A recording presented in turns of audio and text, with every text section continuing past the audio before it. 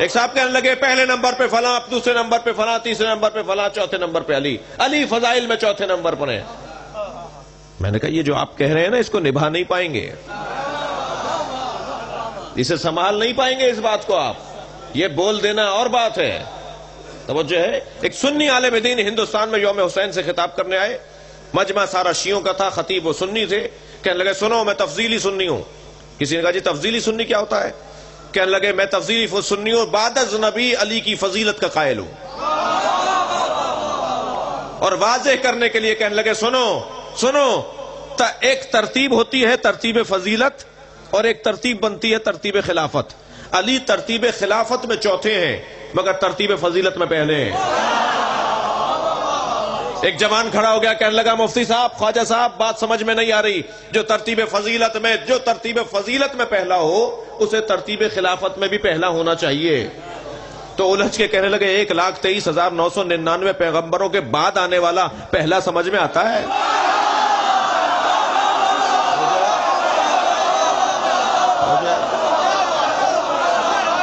کوئی مقایسہ نہیں ہے،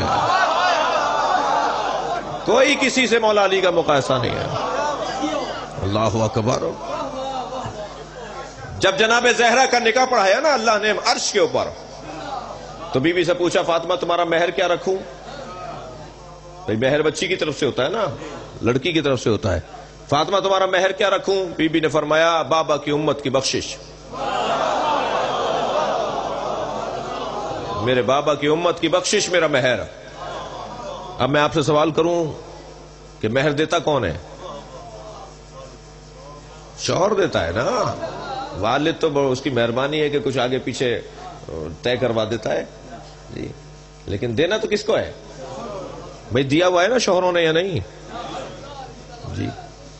ایک صاحب کہنے لگے کہ یہ شوہر حضرات اپنی بیویوں سے ڈرتے کیوں ہیں؟ تو دوسرے نے کہا جی مقروض ہیں، ابھی تک مہر دیا نہیں ہے انہوں نے، تو یہ جو مہر ہے نا شوہر کو دینا ہے نا۔ اگرچہ ایک بڑی تعداد ہے جن کی شاید شادیاں نہیں ہوئی ہیں، تو وہ ایک تعداد ہے کہ جن کی شادیاں ہو گئی ہیں، تو بی بی کا مہر کون دے گا جی؟ کون بخشوائے گا؟ امت کا گزارا نہیں ہے بغیر علی کے۔ بی بی فرما رہی ہے نا میرے بابا کی بخشش میرا مہر، تو مہر کون دے گا؟ مولا علی دیں گے نا، کون بخشوائے گا؟ اب ذرا حسین حدیث سنیے، اِنَّ لِبَابِ الْجَنَّةِ حَلْقَةٌ مِّن یاقوتۃ حمراء۔ نبی فرما رہے ہیں، سنی شیعہ کتابوں میں یہ حدیث لکھی ہوئی ہے، نبی فرما رہے ہیں جنت کے دروازے پر سرخ رنگ کے یاقوت کی کنڈی لٹکی ہوئی ہے، علی صفاہ الذھب، جو سونے کی تختی پر جا کے لگتی ہے۔ اذا دقت الحلقہ تنت وقالت، جب یہ در جنت کی زنجیر جا کر سونے کی تختی پر لگتی ہے، تنت تو ایک آواز نکلتی ہے اس میں سے، وقالت یا علی یا علی یا علی یا علی کر رہے ہیں۔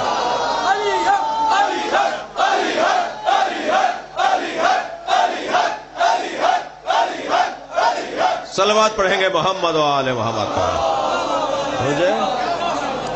جنت کے دروازے پر بجنے والی کنڈی کی آواز ہے یا علی یا علی یا علی۔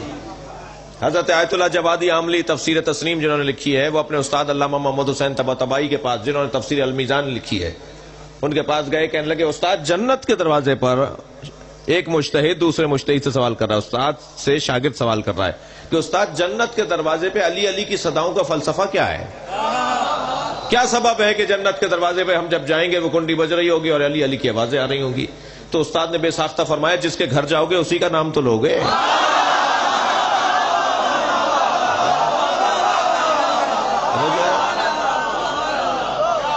اور فرما رہے ہیں لہذا مولا کا کسی سے کوئی مقایسہ نہیں ہے۔ ساری کائنات ایک طرف ہو جائے علی کی جوتیوں کے برابر نہیں ہوگی جی۔ اور یہ میں نہیں فرما رہا، خود مولا علی فرما رہے ہیں، یہ میرا کوئی مولا علی فرما رہے ہیں، فرماتے کیفا یسوا، خبردار لا یقاس بآل محمد احد من هذه الامہ۔ کون فرما رہے ہیں؟ مولا علی نہج البلاغہ کو فرما رہے ہیں، امت کے کسی فرد کو اہل بیت کے ساتھ مقایسہ نہیں کرنا۔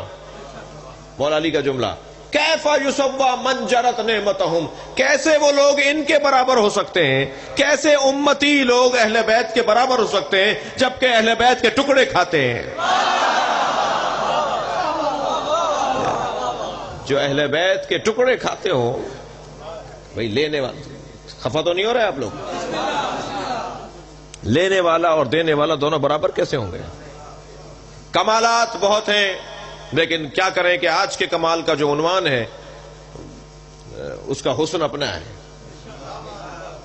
میں اس ممبر پر بیٹھا ہوں نا، یا جہاں جہاں ممبر پہ جا کے بیٹھتا ہوں، میری عزت بڑھتی ہے، اس لیے کہ ممبر پہ بیٹھنے سے میری عزت میں اضافہ ہو رہا ہے۔ اب وہ ممبر آپ کے امام بارگاہ کا ہو، وہ ممبر مثلا امام حسین کے حرم کا ہو، وہ ممبر بی بی معصومہ کے حرم کا ہو، جہاں جہاں جا کے بیٹھ، میری عزت میں اضافہ ہو رہا ہے نا، تو میری عزت تو اس ممبر سے بڑھ رہی ہے۔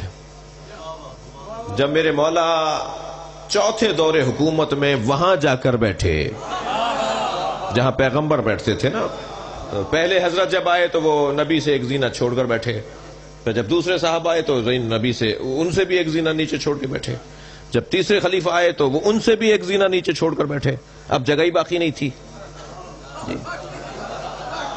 توجہ، اور جب مولا علی آئے، توجہ ہے، جب مولا علی آئے تو مولا نے تینوں زینوں پہ قدم رکھا۔ توجہ کر رہے ہیں؟ اور علی وہاں جا کر بیٹھے جہاں نبی بیٹھتے تھے، تو سرگوشیاں ہونے لگیں، باتیں ہونے لگیں۔ حضرت نے فرمایا ما اسمعو من کا، میں کیا سن رہا ہوں تم سے یہ باتیں، کیا کر رہے ہو یہ باتیں، کیا باتیں ہو رہی ہیں؟ تو ایک شخص کھڑا ہوا، کہا یا علی یہ باتیں یہ ہو رہی ہیں کہ آپ وہاں بیٹھے ہیں جہاں نبی بیٹھتے تھے۔ تو فرمایا میں نے اپنے نبی سے سنا ہے، میری جگہ پر اگر وہ آ کر بیٹھا جس کا عمل میرے عمل کے مطابق نہ ہوا، جس کا قول میرے قول کے مطابق نہ ہوا، تو اللہ اسے منہ کے بل جہنم میں ڈالے گا۔ تو جو میرا عمل نبی کے عمل کے مطابق ہے، میرا قول نبی کے قول کے مطابق ہے، اور میں اگر پیغمبر کی جگہ پر آ کے بیٹھا ہوں تو اس میں تعجب کیا ہے؟ ہاذہ الاواد، مولانا نے ممبر کی طرف اشارہ کر کے کہا یہ لکڑیوں کا ڈھیر۔ میرے مولا نے ممبر کی طرف اشارہ کر کے کہا یہ لکڑیوں کا ڈھیر جس کو تم کہہ رہے ہو کہ میں وہاں بیٹھ گیا تو علی نبی کی جگہ پر بیٹھ گیا۔ سنو، میں نبی کی جگہ نہیں بیٹھا ہوں، میں دوش نبی پر بھی بیٹھا ہوں۔